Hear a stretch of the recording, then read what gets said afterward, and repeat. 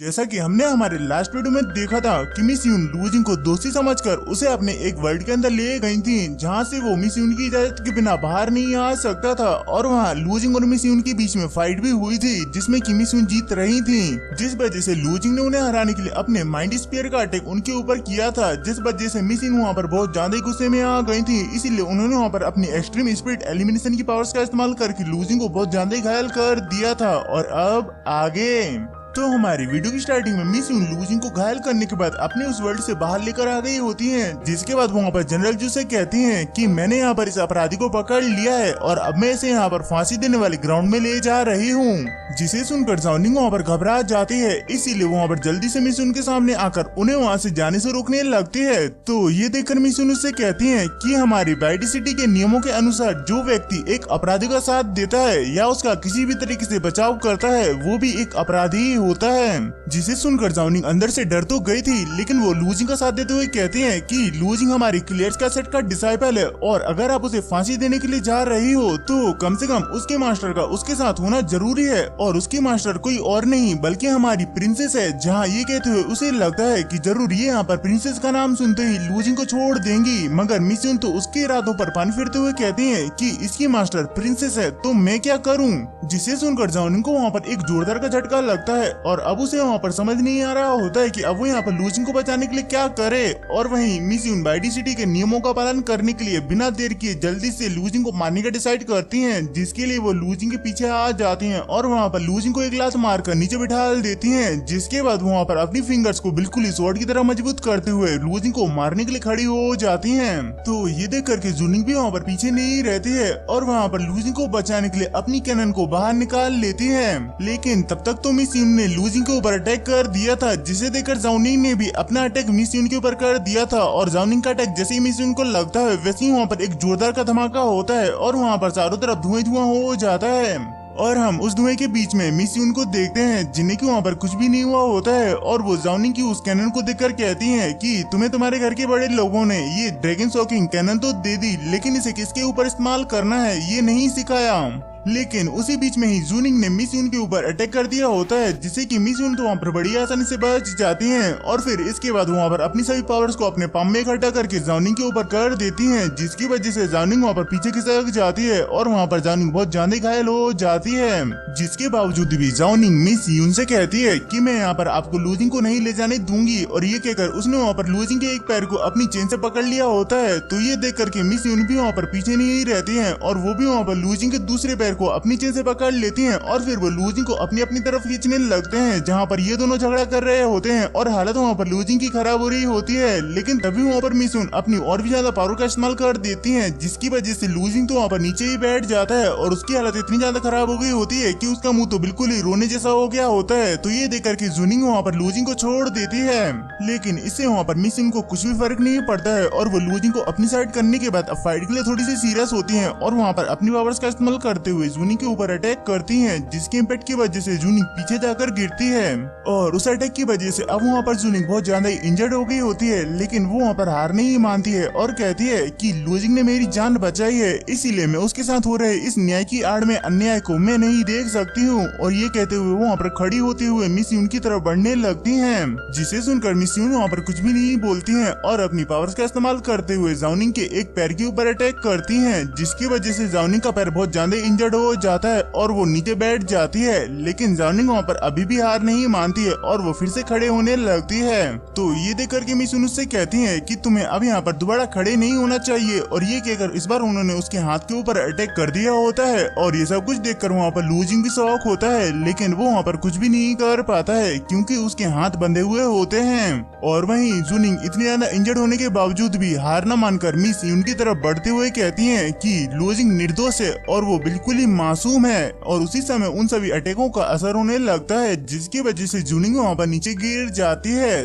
तो ये देखकर कि मिस यून बड़ी स्पीड में जूनिंग के पास में आती हैं और उसे वहाँ पर कहती हैं कि न्याय कभी भी गलती या फिर नरमी की इजाजत नहीं देता है, इसीलिए अब तुम्हें अपना मन साफ करके रेडी हो जाना चाहिए। और ये कहकर वो जॉनिंग को मारने के लिए उसके ऊपर अटैक करने लगती हैं। लेकिन अब ये देखकर लूजिंग का पारा वहाँ पर बिल्कुल ही गर्म हो गया होता है, इसलिए वो वहाँ पर अपनी एल्जर ड्रैगन की पावर का इस्तेमाल करता है, जिसकी वजह से अब वहाँ पर लूजिंग के चारों तरफ से एक रेड कलर का ऑरा बाहर निकलने लगता है और उसकी आंखें अब बिल्कुल ही वहाँ पर एल्जो ड्रैगन की आंखों की तरह ग्रीन हो गई होती हैं, जहाँ पर वो गुस्से में मिस यून से कहता है कि अब तुम्हें यहाँ पर उसे छोड़ देना चाहिए। जहाँ उसके ये कहने की वजह से आसमान के अंदर रेड कलर की थंडर स्ट्राइक्स होने लगी थी और वहीं ये सब कुछ देखकर मिस यून अपने मन में सोचती हैं कि ये लड़का सिर्फ यहाँ पर यूनाइटेड स्टेट्स की हाफ स्टेप पर है, इसीलिए इसकी वजह से यहाँ पर ये सब कुछ नहीं होना चाहिए। और जब वो ये सब कुछ सोच रही होती हैं, तभी लूजिंग उनसे कहता है कि तुम मानती हो कि मैं अपराधी हूँ, लेकिन तुमने क्या इसे यहाँ पर साबित किया और तुम्हें क्या मेरे खिलाफ सभी एविडेंस मिले, और अगर नहीं तो तुम सिर्फ दूसरों के कहने भर से मुझे दोषी कैसे मान सकती हो। और ये कहकर वो अपने हाथ पर बंधे हुए मिस यून के स्पेल को तोड़ देता है, जिसे देखकर मिस यून वहाँ पर बहुत ज्यादा हैरान होती हैं। और वहीं लूजिंग अपनी फास्ट बॉडी मूवमेंट टेक्निक का इस्तेमाल करते हुए मिस यून की तरफ बढ़ते हुए कहता है कि तुम झूठे आरोपों के साथ और अपना लॉ एनफोर्समेंट ऑफिसर का नाम इस्तेमाल करके किसी भी निर्दोष को सजा नहीं दे सकती हो। और ये कहते हुए वो मिस यून के पास में पहुंच गया होता है और वहाँ पर मिस यून का हाथ पकड़ के जाओ निंग से दूर कर देता है, जिसकी वजह से वहाँ पर मिस यून गुस्से में अब लूजिंग को घूर रही होती है। और ये सब कुछ वहाँ पर वो डॉक्टर भी देख रहा होता है, इसलिए वो डॉक्टर वहाँ पर माहौल शांत करने के लिए कहता है कि हमारी इंपीरियल आर्मी के नियमों के अनुसार अगर एक अपराधी अपने अपराध को मानने से इनकार कर देता है तो उसे मिलिट्री डिसिप्लिन डिवीजन में भेजा जाता है। और ये सुनकर मिस यून वहाँ पर समझ गई होती है, इसलिए वो अपना हाथ लूजिंग से छुड़ाती हैं। जिसके बाद हम वहाँ पर जूनिंग को देखते हैं जो कि वहाँ पर खड़ी हो जाती है और अब वो तीनों जन एक दूसरे को देखने लगते हैं। जिसके बाद वहाँ पर लूजिंग वहाँ से जाते हुए कहता है कि अब मैं खुद ही यहाँ पर साबित करूंगा कि यहाँ पर दोषी कौन है। और अब हमारा ये वीडियो यहीं पर ही खत्म होता है। आई होप कि वाला वीडियो आप सभी को पसंद आया होगा, और अगर आया है तो आप सभी को तो अच्छी तरीके से पता है कि आप सभी को क्या करना है। इसीलिए मिलते हैं अपने नेक्स्ट वीडियो में। Bye bye.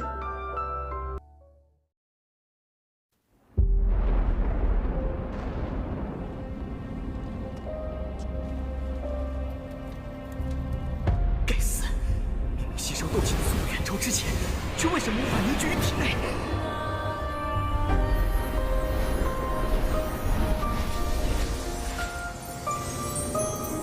小娃娃，看来你需要帮助啊！你到底是谁？你一直藏在我的戒指里。我名为不是，空间这种功法，你为什么一直都不传给我？药老，吸你3年斗之气，老夫也是迫不得已。老家伙，你可知道你吸收我的斗之气给我带来了多少屈辱吗？小娃娃，你想变强，想受到别人的尊崇吗？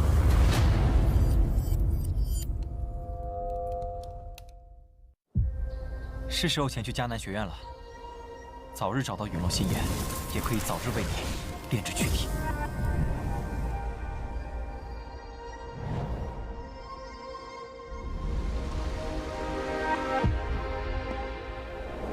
我知道萧炎哥哥一定会来的。黄阶2班，萧炎。从今天起，你的麻烦将会络绎不绝。只要有实力，猎物与猎人的位置随时都能调换。我希望我们这支新生势力能像磐石一样屹立在内院强者之列。陨落心炎的本体。还忘了告诉你，那个什么强榜第1名就是我。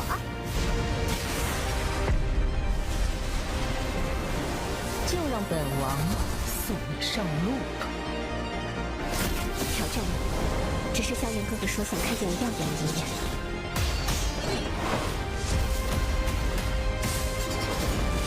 强榜前10的名额，我萧炎要定了。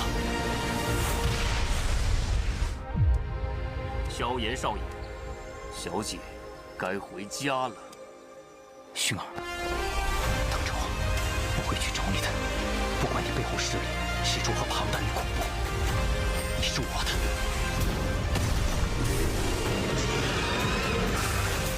守住，千万不能让火蟒突破，否则整个迦南学院将毁于一旦。大长老，那就别怪韩某出手硬抢了。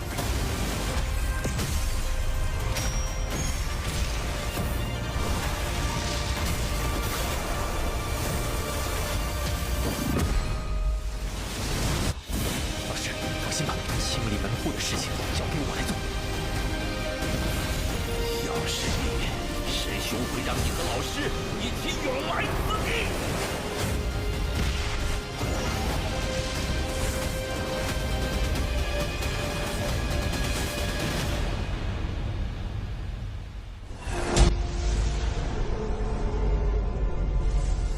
想不到，猎人成了猎物，却是没能杀了那韩放。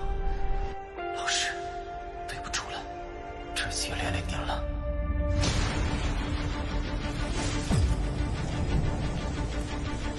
离开吧，弱者没有资格拥有的。是这样的话，就乖乖交出火囊，否则一会儿你们就只能爬着进里面。该死的，到底是什么鬼东西？既然这样，那留你还有何用？若是当年不与那人硬然定上3年之约，恐怕也不会让这个家族亲人失散。兄儿，你要走？一旦被他们锁定了位置，我们俩都会性命堪忧。所有的隐忍，只为了这一天，我已经等待了太久。今天若是你能够安然无恙地走下擂台，萧炎从此不再踏进迦南学院半步。他迟早会发现的。既然如此，就给他一个惊喜吧。今天我不会让你们2人彻底的闭上嘴。就算他还活着，你们之间也绝不可能。